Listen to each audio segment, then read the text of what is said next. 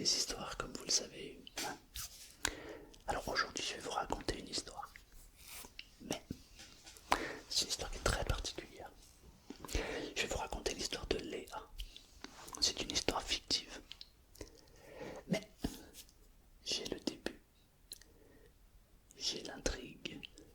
Mais ce que j'ai envie de faire, c'est que je ne vous raconte pas la fin. L'idée, c'est que vous allez écouter cette histoire. Et en commentaire, vous allez me dire la suite de l'histoire. Et en fonction du commentaire le plus liké, le commentaire qui m'inspire le plus aussi, je raconterai la fin de l'histoire. En inventant évidemment, avec les éléments que vous m'avez donnés. Alors on va quand même avoir une ou deux consignes. L'histoire que je vais raconter là se passe dans un manoir. Donc je vais ajouter des photos de manoir, etc. On va voir la photo de Léa aussi. Et du coup je vais rajouter des photos et j'aimerais que l'ambiance en fait soit mystérieuse, mais en même temps que ça soit sympathique, que la fin soit super agréable et tout. Voilà. Si vous êtes prêts, on va pouvoir commencer.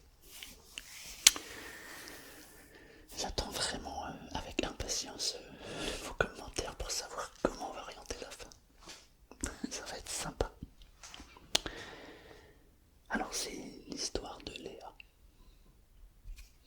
Léa, c'est une jeune femme qui, malgré son apparence, a un peu plus de 20 ans, alors que effectivement là on pourrait croire qu'elle est beaucoup plus jeune. Mais c'est comme ça, il y a des gens qui paraissent beaucoup plus jeunes dans la vie et d'autres qui paraissent beaucoup plus âgés alors qu'ils sont beaucoup plus jeunes. Et ben c'est son cas, elle paraît beaucoup plus jeune que son apparence. Mais elle a une vingtaine d'années. Léa, elle adore tout ce qui est histoire. D'ailleurs, elle a orienté ses études là-dessus, dans l'archéologie, la recherche de l'ancien. Depuis toute petite, quand elle va en brocante, elle regarde, elle observe, elle aime chiner toutes les vieilles choses. Et récemment, elle s'est découvert une passion. En allant sur internet, elle a découvert qu'il y avait des gens qui faisaient des vidéos urbex, des gens qui vont se promener dans des maisons abandonnées, qui font des vidéos et qui visitent les lieux. Et elle, dans son village, il y a un manoir abandonné qui est là depuis toujours. Elle est née là et elle se souvient. Donc, elle se souvient. Pardon, j'improvise, donc des fois c'est un peu. Même dans ses plus lointains souvenirs, elle a connaissance de ce manoir. Elle l'a toujours connu, elle a toujours été intriguée, toujours été attirée par ce manoir. Mais en même temps, elle est seule, elle est courageuse, elle est intrépide. Mais bon, un manoir abandonné, avec toutes les histoires qu'on peut entendre sur les manoirs ou les châteaux abandonnés, elle n'est pas très sereine. Mais elle est quand même courageuse. Alors, un jour, elle décide de prendre son courage à deux mains. Et c'est surtout que la curiosité l'attire tellement vers ce manoir qu'elle décide d'y aller. Alors elle se trouve devant cette porte du manoir. Elle fait une petite prière intérieure, même si elle ne croit pas trop à tout ça. Elle dit « Tout se passe parfaitement bien pour moi maintenant.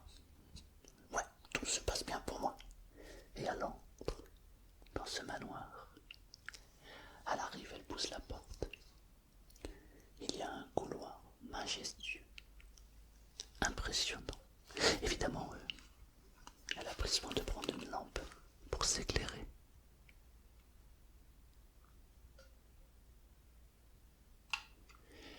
Elle se promène de pièce en pièce. Elle va d'abord découvrir le salon, un endroit très très joli. Elle est un peu surprise parce que, certes, il y a de la poussière, certes, il y a quelques araignées, mais en même temps, on a l'impression que le manoir est très très bien entretenu. La peinture n'est même pas craquelée au mur. Et c'est splendide. Même si c'est vrai que, à cet âge-là, en règle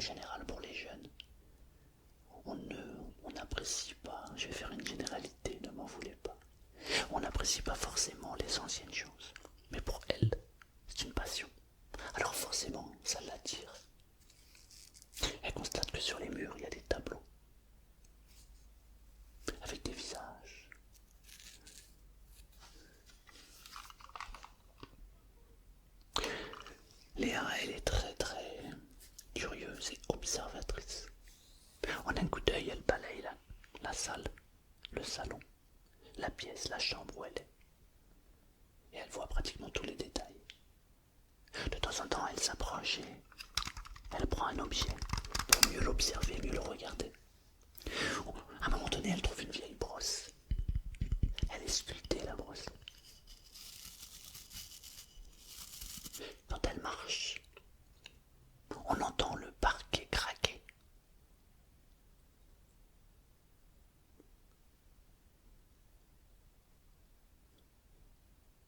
Parfois, c'est même un peu flippant. Mais à part ces bruits à elle, ces bruits de pas, on n'entend rien d'autre.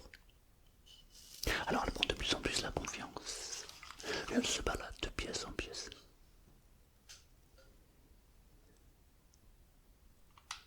Elle atterrit dans les chambres.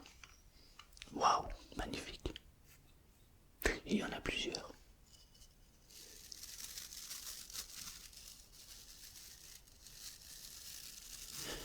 Elle prend un énorme plaisir à observer et à regarder toutes ces pièces différentes. Il y a même une odeur de bois. Alors elle respire. C'est tellement agréable. Elle ferme les yeux. Elle se voit projetée dans la cour impériale. Parce qu'il faut dire que ce décor lui rappelle ce qu'elle a étudié en cours. Elle est pratiquement au bord de la jubilation, tellement elle est heureuse de voir et de découvrir tout ce qu'elle voit. Waouh, waouh, waouh, c'est magnifique, se met-elle à penser. Et à un moment donné, elle découvre une pièce. Elle entre, une porte dérobée, et elle atterrit dans une espèce de grande bibliothèque, avec des livres anciens. Alors elle s'approche. Elle en prend un au hasard.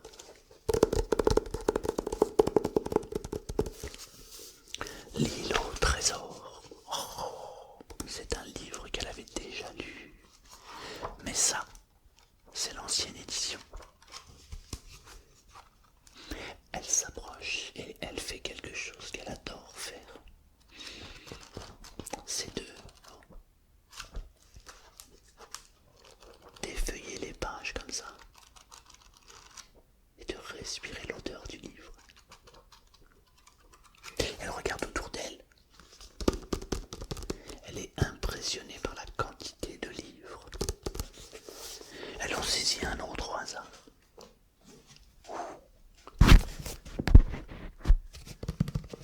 Émile Zola. Il y a la collection complète de tous les Émile Zola. Elle se demande si elle va pouvoir en emprunter un ou deux. Parce que, de ce qu'elle voit, il y a vraiment de tout comme livre. Et comme elle adore lire, surtout les anciens livres, elle s'est dit, bon, si j'en prends un et que je le ramène, c'est pas trop gênant. C'est plus fort qu'elle. Elle prend un livre. Elle va commencer par le vieux livre qu'elle a. L'histoire secrète de Natacha Mola. Wow, pas mal ça. Elle décide de le mettre dans son sac. Je le lirai quand je serai de retour à la maison. Et puis, elle continue son inspection. Elle regarde les livres, tous les uns après les autres. Elle observe aussi des nouveaux portraits, des visages. Depuis qu'elle est entrée dans ce manoir, elle trouve que l'atmosphère est très très agréable.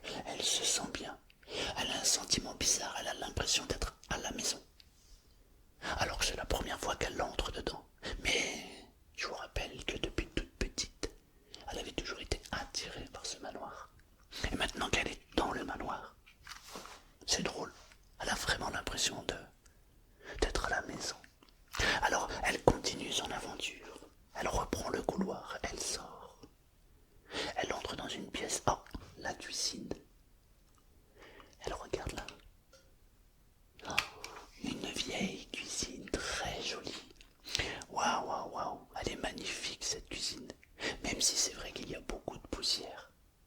Elle se verrait bien, elle, habiter dans cette maison. Et fonder une famille, pourquoi pas à l'intérieur de cette maison. Mais elle ne lui appartient pas, donc ça ne restera qu'un rêve pour elle. Ensuite, elle reprend le couloir. Elle se tourne. Elle se sent attirée par la bibliothèque. La bibliothèque qu'elle avait déjà été tout à l'heure. Elle a l'impression d'entendre une voix dans sa tête qui lui dit « Retourne dans la bibliothèque, retourne à la bibliothèque ». Il se tourne, elle se dit « Mais quelqu'un m'a parlé ou quoi ?» Mais non, il n'y a personne, personne n'est là. Elle dit « Non, mais j'ai dû rêver ». Elle avance, elle fait encore 2-3 pas. Elle entend cette voix « Retourne à la bibliothèque ». Qui me parle? Il n'y a personne.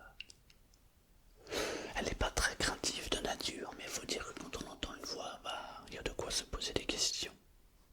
Alors, la curiosité étant plus importante, elle décide de retourner à la bibliothèque.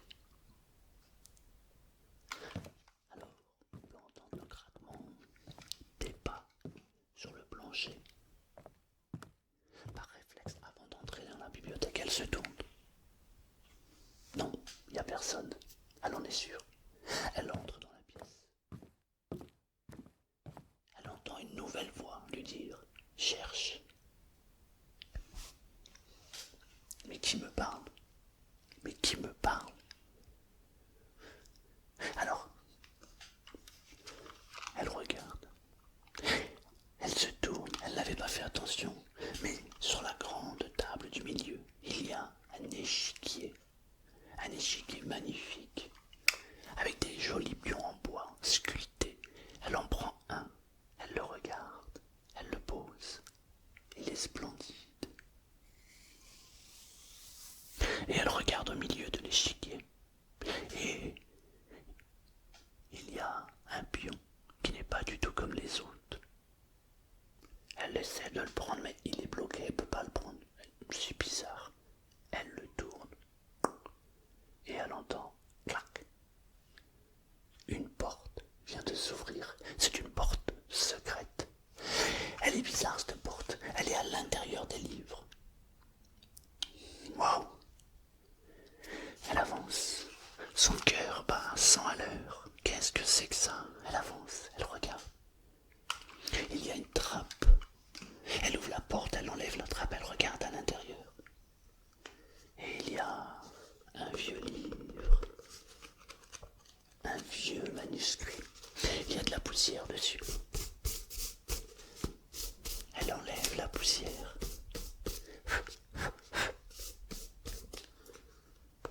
Alors,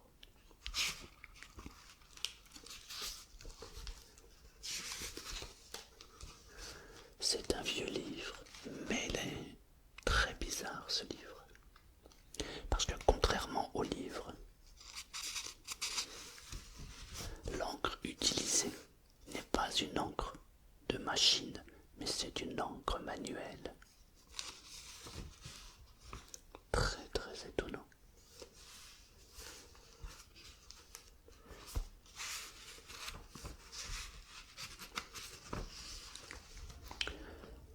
Note d'information.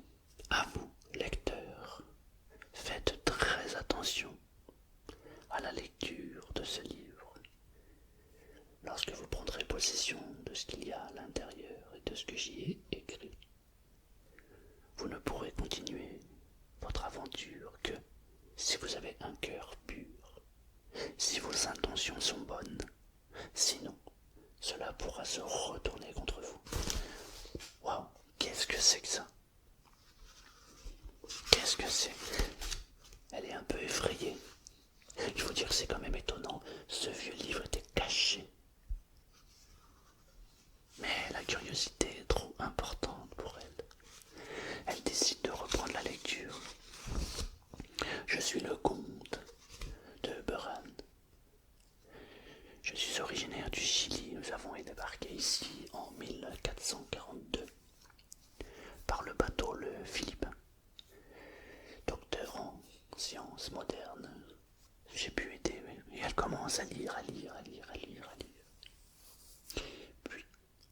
message qu'elle attendait et surtout la raison pour laquelle ce livre est un livre fantastique. Vous trouverez dans cette maison un endroit magique. Il y a dans un endroit de cette maison un savon. C'est le savon de la connaissance. Celui qui utilisera ce savon aura accès à la connaissance. Il pourra faire tout ce qu'il veut, quand il veut, au moment où il veut. Mais attention, c'est un savon magique à double sens. Si vous n'avez pas un cœur pur, si vos intentions sont mauvaises, cela va se retourner contre vous. Waouh! Il y aurait donc un savon magique dans cette maison.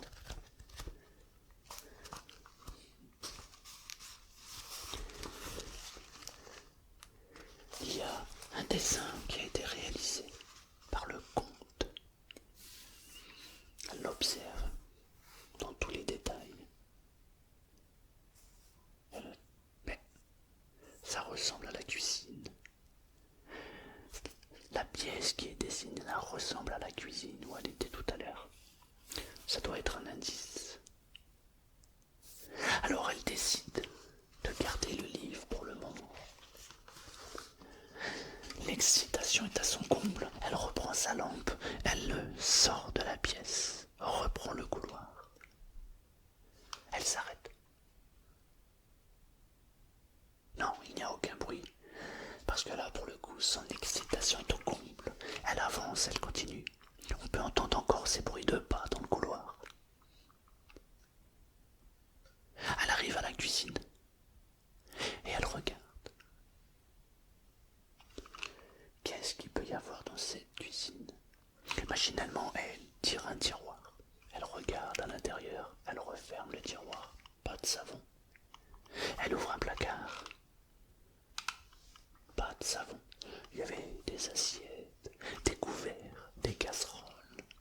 Il y avait de tout pour pouvoir cuisiner, mais pas de savon. Et là, elle entend un bruit derrière elle. Elle se tourne. Et la stupéfaction illumine son visage. Oh, son cœur bat à 200 à l'heure. Elle est surprise, étonnée.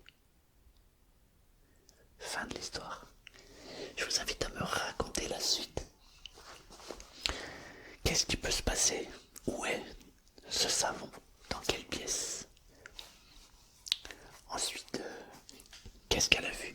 Pourquoi elle s'est arrêtée comme ça? Serait-ce un personnage? Serait-ce un fantôme? Serait-ce une lumière? Serait-ce un message?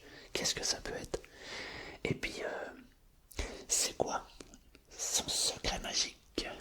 Qu'est-ce qu'elle va obtenir avec son fameux savon? Voilà, donc j'attends vos commentaires et je vous raconterai la suite en fonction de toutes vos suggestions. Alors, il se peut que le commentaire qui est le plus liké, j'en fais l'histoire, mais il se peut aussi que je prenne des brides d'histoires que les autres auront racontées. En gros, si vous êtes 3, 4, 5, 10 à me raconter une suite, autant je ferai un mélange de tout ça. Comme ça tout le monde sera content et on avancera, on progressera dans cette histoire. Voilà, j'espère que ça vous a plu. En tout cas, moi je me suis régalé à vous la raconter. Ouais, en plus, les images là, elles sont magnifiques, je les adore. Voilà, franchement, je me régale. Donc voilà, j'attends avec impatience votre retour. Et j'espère que vous allez participer. Hein. Franchement, j'espère. Sinon, tant pis. Je ferai la suite de l'histoire tout seul. Mais c'est bien dommage. Allez, faites travailler votre imagination. Allez-y, fermez les yeux et imaginez la suite.